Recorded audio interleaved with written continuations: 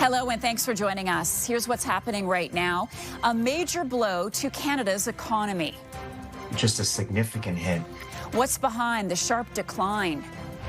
I don't think that we should be always saying that we shouldn't have these conversations with youth. We should. Alberta's book ban, the classics getting pulled from school shelves. Plus, the unlikely duo dominating doubles.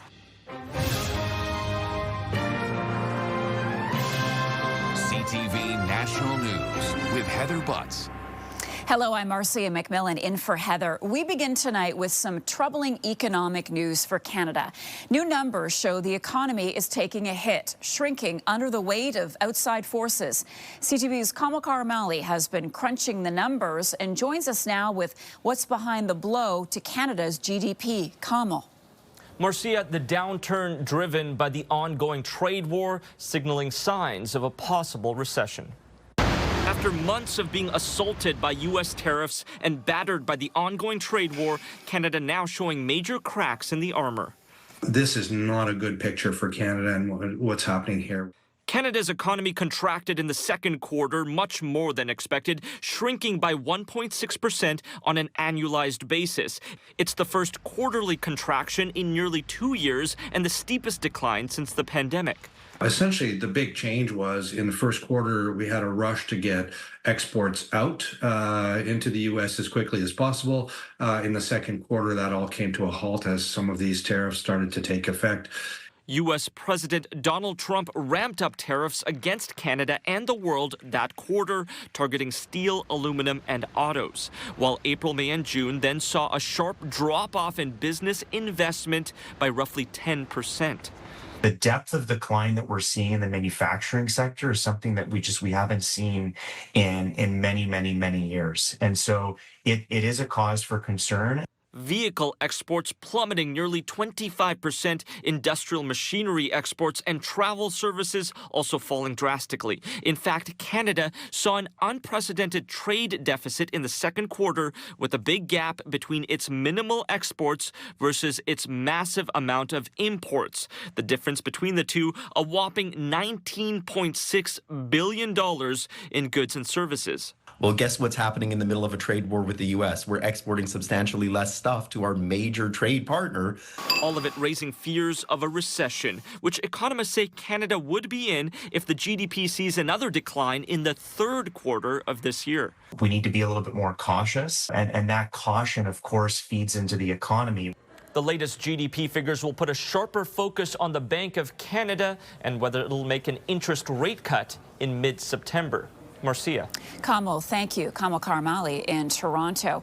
A lot of Canadian businesses are about to feel even more squeezed by the Trump administration's latest trade move. As of today, the U.S. is closing a loophole that allowed for items to be shipped there duty-free. CTV's Jeremy Sharon explains the consequences of the U.S. dropping the de minimis exemption. In small businesses across the country, there is an unfortunate new reality. I know that I'm going to see a decline in sales to the States. Cal Green's Ottawa-based streetwear brand Raised by Wolves is no exception. So we've produced the apparel, they've done the shoes, and then At least a quarter of his business comes through direct sale to American consumers or wholesalers. His product no longer exempt from duties when shipped south of the border, forcing him to make a difficult decision. the duties, the tariffs, the brokerage fees, and the shipping is going to be included in the price for U.S. customers to be transparent. That's really all I can do at this point. As a small business, I can't afford to eat those costs. Some of his products could still be exempt if he can prove they're CUSMA compliant.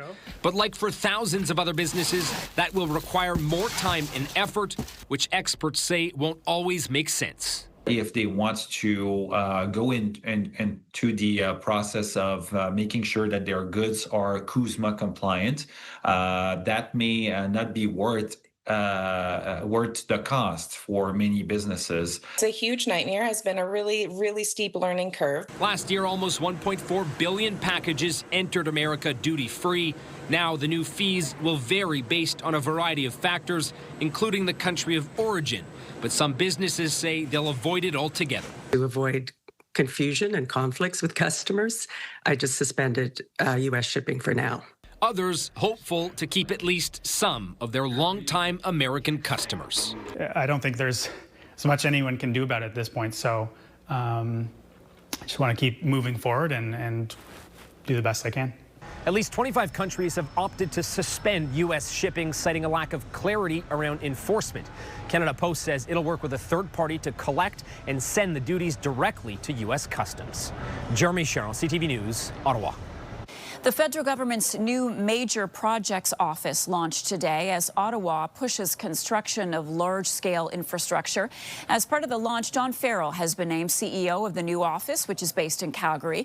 She served as the president and chief executive at the Trans Mountain Corporation, where she led the multi-billion-dollar expansion project. The Carney government rushed its Major Projects bill through Parliament back in June to speed up approval times for large projects meant to grow the economy. Crack down on crime and enable Canadians to defend their homes. That was the call today from the federal Conservative leader to the Liberal government. CTV's Rachel Ayello joins us with a look at what's behind Pierre Poilievre's latest message. Rachel.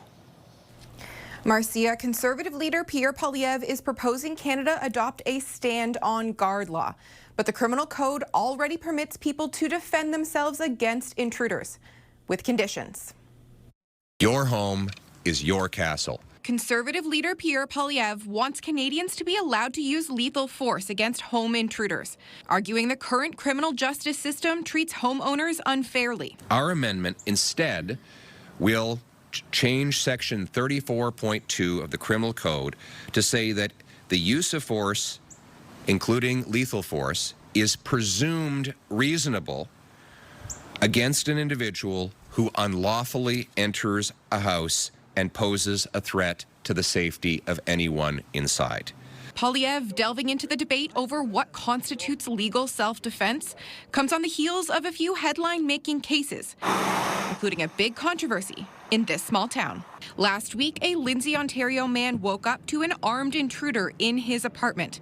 An altercation ensued, and the intruder was airlifted to hospital. Local police charged both men. We need to change the law. I don't see it as being a real widespread problem. Canadians already have the right to defend themselves in a home invasion, but those rights are not unlimited. I think it's absolutely appropriate to extend the law to allow for more force or more reasonable force to be used. Unlike the U.S. castle laws, Canada's criminal code only allows the use of force when it's deemed reasonable and proportionate, and that determination is up to the judge and jury. But what's proposed, it really says everything's reasonable. So if I go into someone's house with a squirt gun and they shoot me with a 12-gauge shotgun, does that mean it's reasonable? I just don't see that as workable. Responding to Poilievre's pitch, Justice Minister Sean Fraser accused the Conservative leader of chasing a photo op by attacking police for doing their jobs. Marcia? Thank you, Rachel. CTV's Rachel Ayello in Ottawa for us. Library shelves in Edmonton could soon be a lot emptier thanks to a proposed plan to ban a long list of classic books. CTV's Mark Villani is tracking the proposal. Mark, what are some of the books that could be pulled? The Handmaid's Tale, Brave New World, and It are just a handful of books that will be taken away from Edmonton Public School shelves this fall. A list obtained by CTV News shows more than 200 books that will be removed as part of new rules from Alberta's education minister. Now, the policy takes effect October 1st. It requires sexually explicit content to be removed for students that are in grades kindergarten all the way up to grade 12. Now, the Edmonton Public School Board says that staff reviewed titles over the summer, and they looked through all of this to make sure that anything that goes against this ministerial order was flagged. Now, Chair Julie Kusiak confirmed the list. She said that several excellent books, unfortunately, will be taken away. Now, there has been some confusion through all of this, though. The Alberta government's education minister, Dimitrios Nikolaides, saying that he's asked the school board to explain exactly why they've removed certain books, adding that the government didn't provide this exact list. Premier Danielle Smith also defending parts of this policy today at a press conference. We asked school boards to use their discretion to identify books that might not be age appropriate, and Edmonton Public is clearly doing a little vicious compliance. Now, the government says these conversations will be ongoing with school boards, and they'll work at refining this policy as it moves forward this fall. Mark Villani, CTV News in Calgary. There's been another hiccup for Canada's race to space at a launch pad in Newfoundland. The second possible window for a Nord Space launch closed, with the rocket still on the ground because of an ignition issue. If successful, the launch would have marked the first commercial rocket launch in Canadian history and the first of its kind from a Canadian spaceport. The launch was originally scheduled for Monday, but rescheduled to Friday due to inclement weather. It was postponed again this morning due to an issue in one of the final steps. Coming up, families facing uncertainty. I want to go to school and make friends. Wildfire evacuees wait for answers. Plus, marking 20 years since a major disaster.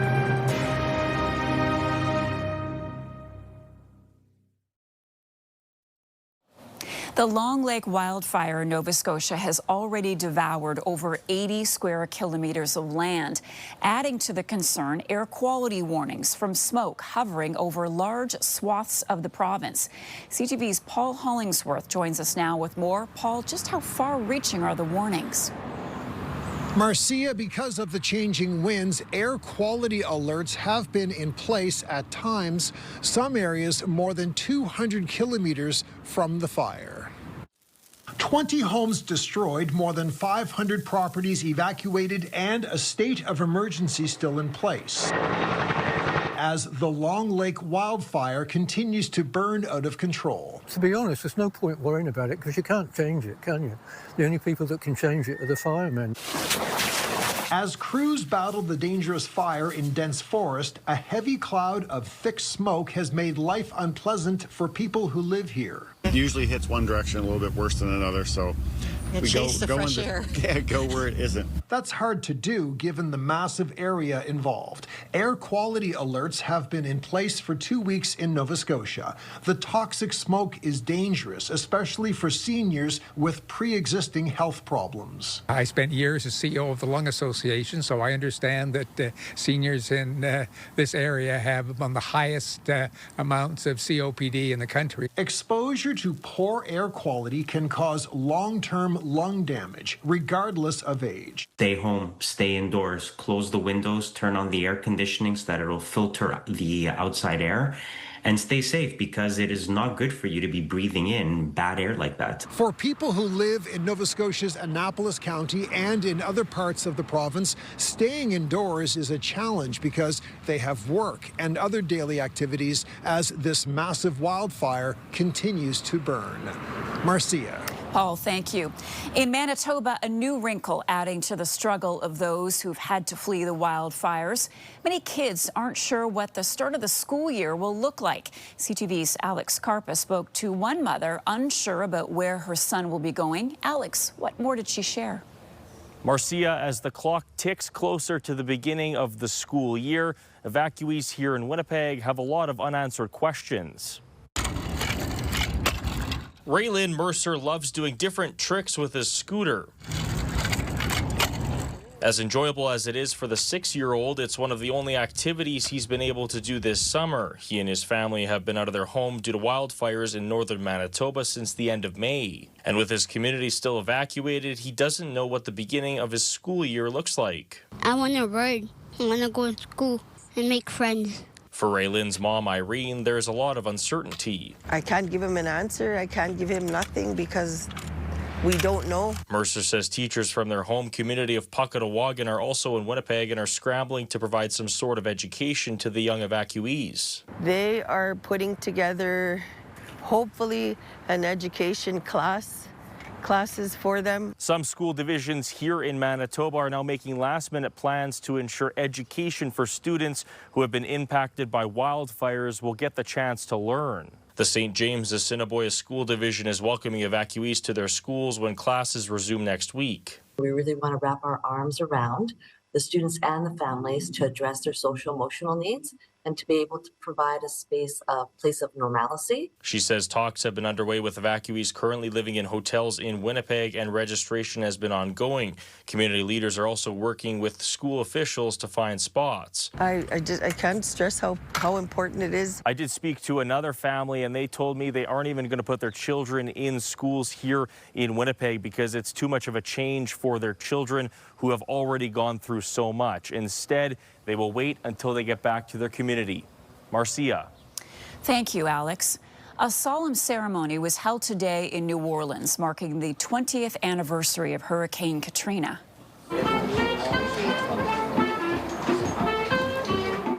Music rang out at the memorial to Katrina's victims as people gathered to honor those who lost their lives and the survivors who rebuilt the city.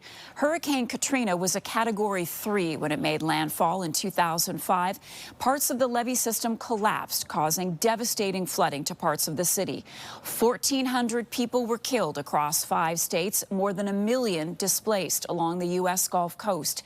CTV's John Venevali-Rao was there to cover the impact. Me walking through the waters, I never had nothing like that to happen. I feel after this is all over with, I feel that I'm going to be under a lot of stress. What are you going to do now? What are you being told? Where are you going to go? They haven't told us anything. They just say they're going to bring us to I-10 and Causeway and they're going to bust us out from here. I don't know. I'm just getting out of New Orleans. I'm just getting out of here. Katrina caused $200 billion in damage and remains the costliest U.S. hurricane on record.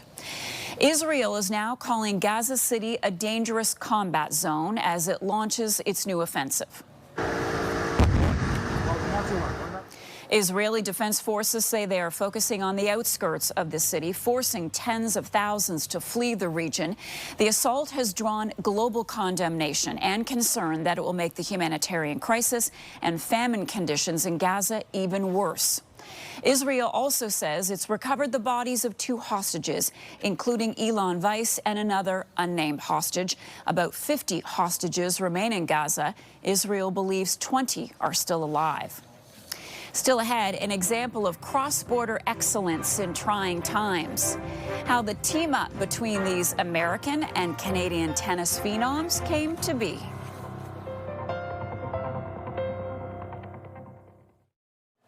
U.S. President Donald Trump has revoked the security detail of former Vice President Kamala Harris. Harris's security detail would have come to an end last month as vice presidents receive protection for 6 months after leaving office. But former President Joe Biden extended her detail for an extra year before he left office. Trump's directive comes as Harris is set to embark on a book tour across the U.S. and Canada. There is a new dynamic duo taking the tennis world by storm. American Venus Williams and Canadian Leylah Fernandez have been putting on a real display of cross-border cooperation on the court. CTV's Quebec Bureau Chief Geneviève Beauchemin is serving up this story for us. Geneviève, how did this partnership come about? Well, Marcia, this is a duo forged by luck, some may say by fate, that's serving up a lot of excitement. This tennis odd couple of sorts took to the court at the U.S. Open. Crossover of generations in this one. Williams was 23 years old when Fernandez was born. And already a superstar with 7 Grand Slams to her name. In Montreal, I would like to go on a date. Montreal-born Leylah Fernandez is now 22. The U.S.'s Venus Williams, 45, is her idol. Game, set, match, Miss Williams, Miss Williams. Has won 14 Grand Slam doubles titles before with her sister Serena. I'm used to being the big sister, so, you know. Williams is also 6'1", towering over Fernandez at 5'6". And this Canadian-American partnership stretches across borders to at a particular time in history. Still, observers say it works. It's a great doubles pair. It's exciting, and she's playing at U.S. Open with Venus. Venus has such a big crowd always behind her. Fernandez's volley goes long. There were some early adjustments to be made. Not surprising, really. The partnership only came to be Tuesday after the Czech player Fernandez was originally paired up with pulled out due to injury. Good move. The doubles team, though, landed a big victory in Williams' first Grand Slam tournament in 2 years. It's the best partner I ever played with outside of Serena. is like probably the biggest compliment I ever got. So thank you, Venus. I mean, oh man, I feel like those are big shoes to fill at the moment. Now the pair will be back on the court for a second round play on Saturday. Marcia. So good. Thanks, Genevieve. CTV's Genevieve Bushman in Montreal. After the break, an intimate setting where songs and connections come to life.